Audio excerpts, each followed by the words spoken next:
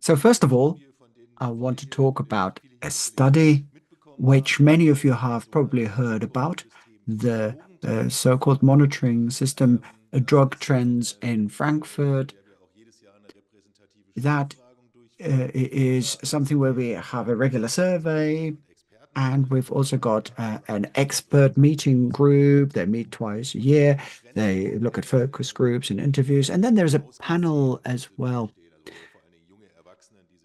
This panel focuses particularly on young adults who go out in certain areas and join particular scenes and communities. But every 2 years, we have a regular survey of the hard scene, if you like, in the area around the central railway station in Frankfurt. Uh, uh, that's the main focus of the survey. There's also some groups who are asked in on the east side in Frankfurt. This survey has now been done for the and supported as well for the last 20 years, over 20 years, since 2002. And the goal is to really get an overview of the drug use patterns in the city.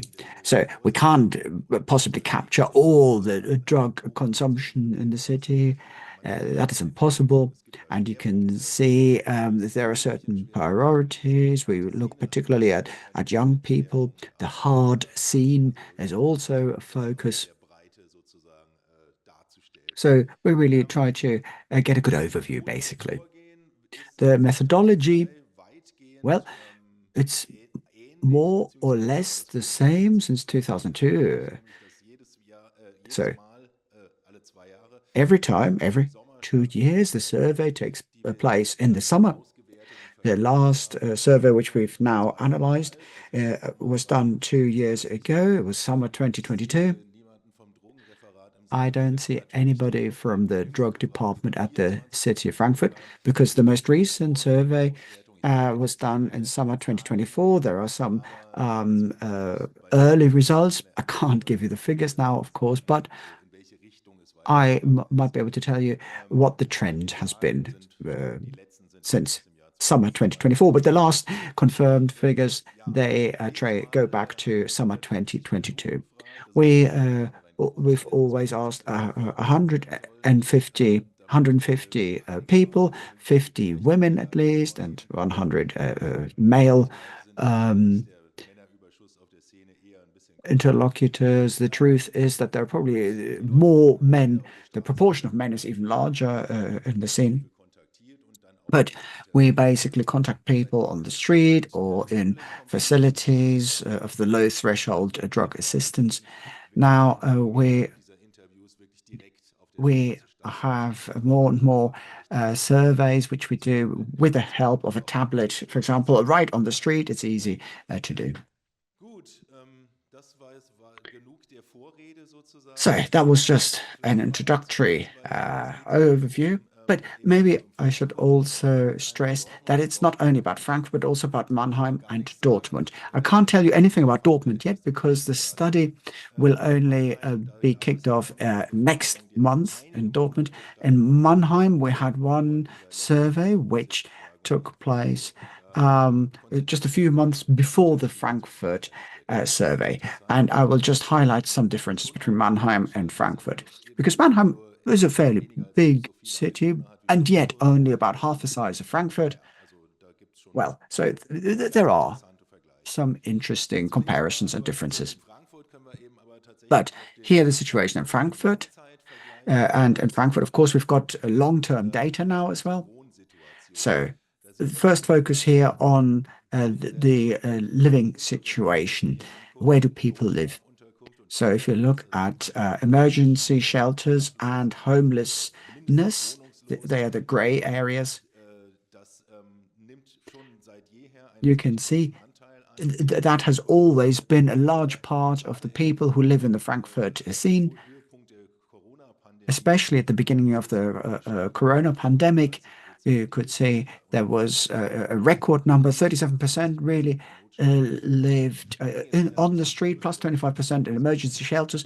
We've seen a small decrease since then, but still, we have a large proportion of people. They're part of the open scene there, and they haven't got their own flat, their own living arrangements.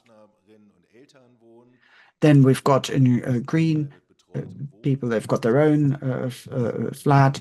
Um, uh, Purple, people who share a flat, maybe with a partner or live with their parents.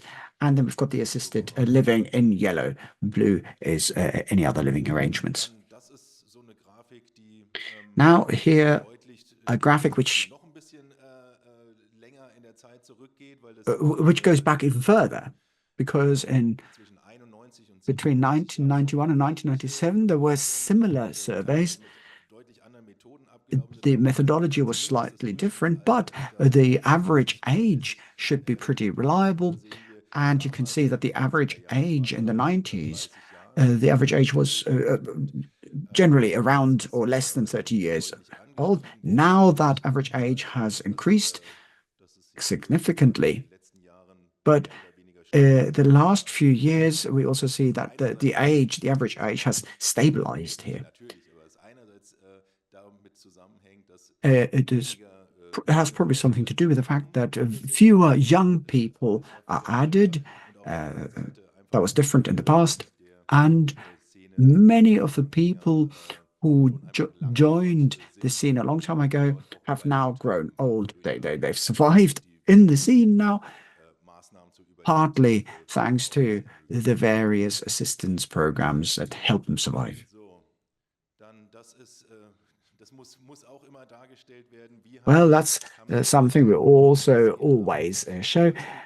So this is the consumption of heroin and crack in gray, heroin in green. And here we're talking about the 24-hour prevalence. So how many of the people who were asked consumed one of those drugs in the last 24 hours? We had a similar survey in 1995, uh, and that was the first time that people were asked about crack. And it was already on the market, but only 3% of the people who were asked said they'd had crack in the last 24 hours. Now, in 2022, we've got over 70 percent in 2002 as well, 79%.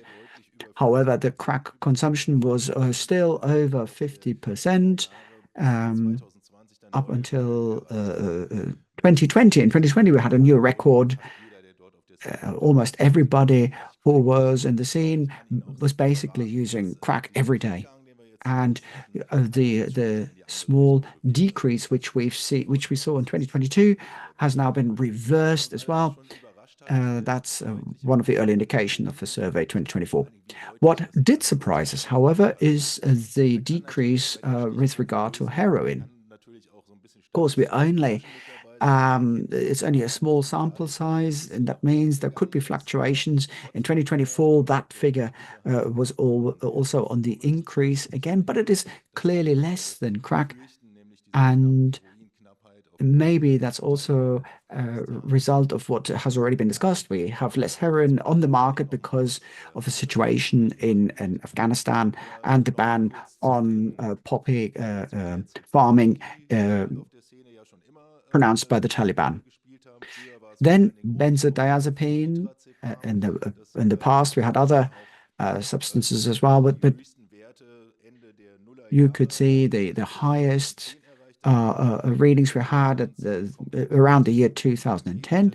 Then the substance was less available. It was difficult to get your hands on benzodiazepine. And then we broke it down, flunitrazepam. Now it's mainly diazepam and clonazepam that is being used in the scene, but you can also see the figures are pretty stable now, between 20 and 25%. 20, that's the proportion of people who use them. And then another prescription drug was then added. It's pregabalin and Lyrica. But even in the most recent survey, that figure didn't decrease. The figures seem quite stable, and it seems to be a pretty fixed part of the drug consumption in the area. It's also interesting to look at more common drugs, if you like, because very often people don't talk about those drugs like alcohol and cannabis. Alcohol is interesting. In 2022, we reached a new record. More than half the people had just consumed alcohol as well in the 24 hours previous to the survey. Cannabis, well, there are certain fluctuations over time, but even there, we saw a new record in 2022. In the crack study a few years ago, there were indications that some people who use crack said it helps them to use less crap if they have access to cannabis, including uh, prescribed cannabis. So it's not necessarily worrying that cannabis is on the rise here, but alcohol, well, that's of course an undesirable trend because every drop of alcohol is harmful. Then a few more results. Uh, well, cocaine, powder cocaine, that is still present in the scene. In 2020, we reached the 24-hour prevalence of 20%. Now it's back around 13%. And that's basically what we see now. It's normally a proportion of 10 to 20%. And especially in the last few years, we had very pure cocaine, but then it wasn't available. But we also know many people who actually get their hands on cocaine in the scene here in Frankfurt. They quite often use it to make crack out of it. Then fentanyl, it hasn't really been on our radar for so long. I think the first time it was 2016. So we had a very low uh, um, proportion, small proportion, then 9% gone back to 3%. But now in the most recent survey, we see that it's back to about 9%. So it's still a relatively small proportion, um, but it is nonetheless a substance that is being consumed in the scene, and that's exactly what many people are worried about, that the market is flooded with fentanyl, and that can of course also lead to overdoses because there's only a little too much required in order to lead to an overdoses. Most of the time, people use fentanyl plasters. They can be steamed and then breathed in. They can also be boiled, if you like. That's particularly risky because if it's injected, that's an additional risk. But at least in this survey, the latest survey, not many people said they used it intravenously. Sometimes people just suck it or use it as it is, as it was intended originally as a plaster. But the 30-day prevalence has only decreased very little. It was 30% at the time. So there are a fair number of people who use fentanyl at least every now and then. Now, where do people consume the drugs? Well, good news, the green area, that's always the largest part, and that describes the drug consumption spaces and rooms. The intravenous consumption has gone back less than 50%. At some point, it was over 80% in the early surveys. So the number has decreased, but there's still about 60% who use drugs mainly in drug consumption room. In 2020, the figures went down because a lot of centers were closed and there was and the provision was more limited. And that meant that the street became the main place or an important place where people consumed drugs.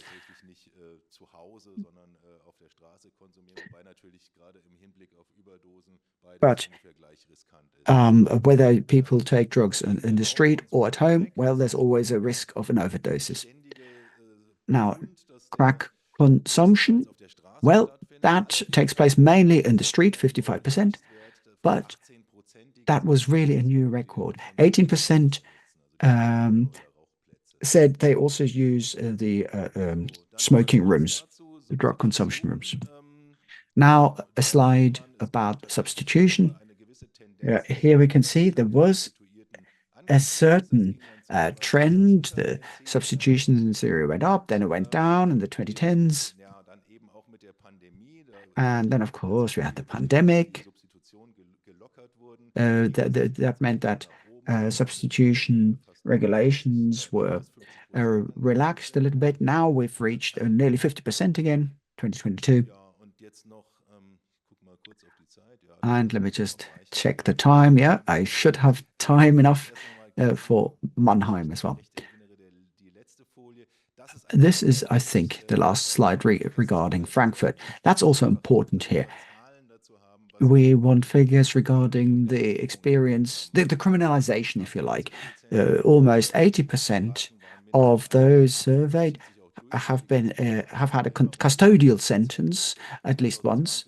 In 2020, that figure was 88%.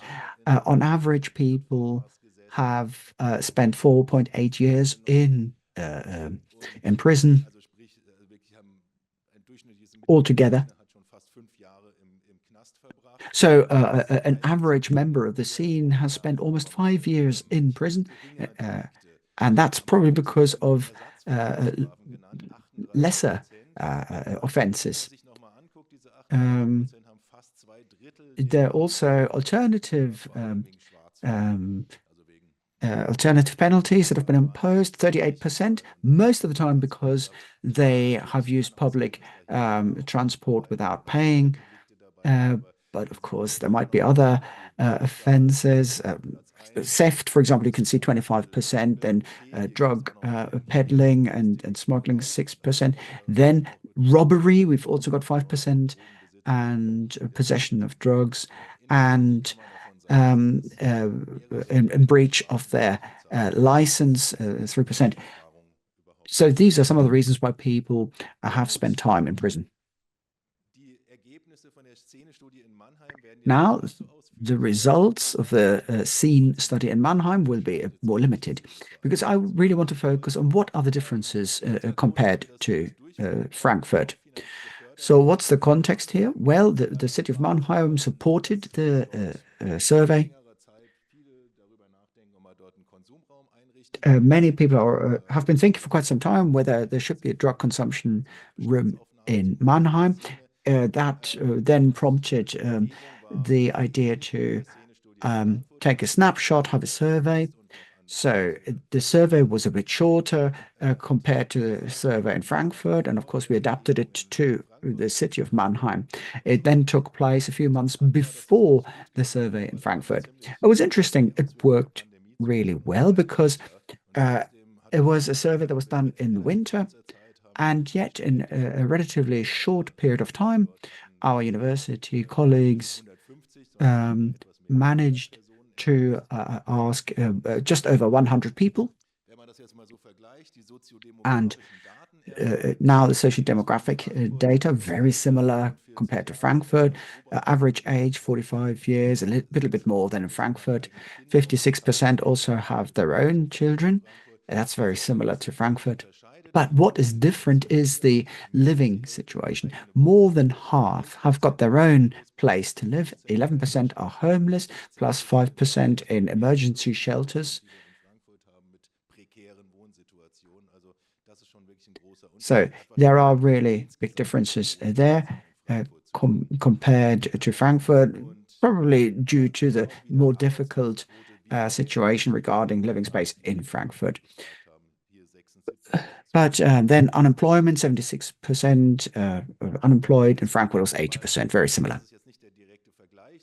Now, we don't have a direct comparison, but we've got a ranking, if you like, of the substances that are consumed in Mannheim. And you can see some differences, but at the same time, some similarities. So alcohol, For example, look at the red bar 24-hour prevalence, similar as in Frankfurt. Cannabis a bit more, diazepine higher, pregabalin significantly higher, heroin a bit less, but still not totally different. Cocaine similar, amphetamine. There the figures are higher compared to Frankfurt, although there's also always a certain number of people who have a 24-hour prevalence regarding amphetamine. Crack, that there's a big difference because there was only 4% of those surveyed who'd used crack in the last 24 hours and only 10 who used crack in the last 24 hours, 30 days. So that's a huge difference compared to Frankfurt. And now here you see the direct comparison. Lyrica and amphetamine, there are quite big differences. And the figures for heroin aren't that different, but crack there you can see the biggest difference.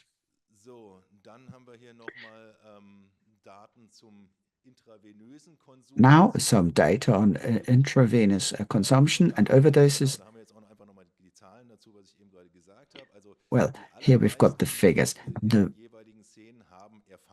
vast majority of consumers have experience of intravenous consumption. It used to be higher in Frankfurt. We even had almost 100%.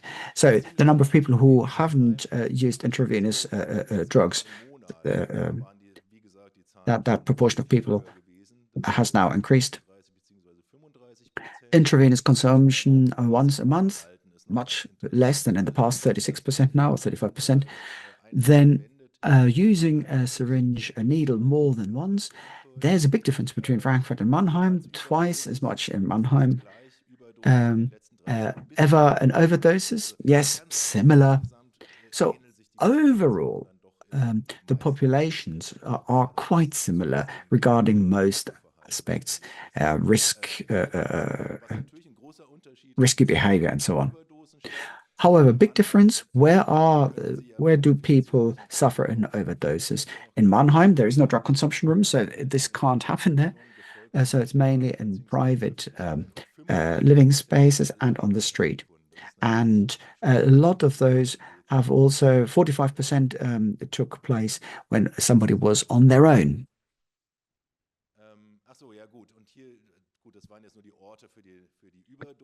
So those were the places for the overdoses. Now, where do people consume intravenously? Well, no drug consumption rooms in Mannheim, so 66% in private apartments, car parks as well, 20%. That's something we also heard from people working for drug assistance programs. There's one car park in particular where people inject on the street, 11%, but also in society, 17% always shoot up on their own, 26% most of the time.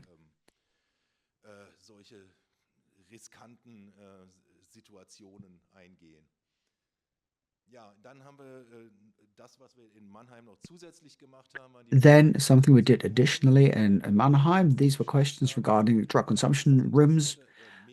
Very interesting. More than half of the people, 58%, have already been to a drug consumption room, and most of them in Frankfurt. So there's definitely an exchange between the two cities. But the crack consumption was still far lower in Mannheim compared to Frankfurt at the time. Most people reported that they had really made good experiences with these drug consumption rooms. That's why most of them expect that the situation would improve if there were drug consumption rooms in Mannheim, and a majority, 54%, say they would like to have a drug consumption room for themselves, and 93% thought the drug consumption room would be really good for others. Only 6% thought a drug consumption room was not necessary. Now, finally, the result, I don't have to read out most of it. Many data were very similar, especially, but also some differences regarding crack consumption and the living arrangements. There's no drug consumption room in Mannheim, but people would welcome drug consumption rooms in Mannheim. And the trend, well, especially during the first year of the pandemic, consumption went up in Frankfurt, although one might have thought the opposite was the case because people had less disposable income, and yet crack consumption hit new records and other substances as well. And now, most recently, there's been um, a decrease regarding heroin. And the question is, was it just because there was less of it available? Now, the outlook, as I mentioned, we will now also carry out a scene study in Dortmund with 150 people to be surveyed. And the main question here is, how far has the consumption of crack spread, especially compared to Frankfurt? That would be very interesting. We heard about Cologne. In Cologne, the figure of people using crack was not as large as in Frankfurt, but there was a certain trend, an upward trend, nonetheless.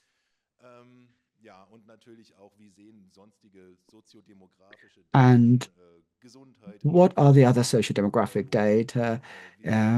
Health, risky consumption, overdose, and so on.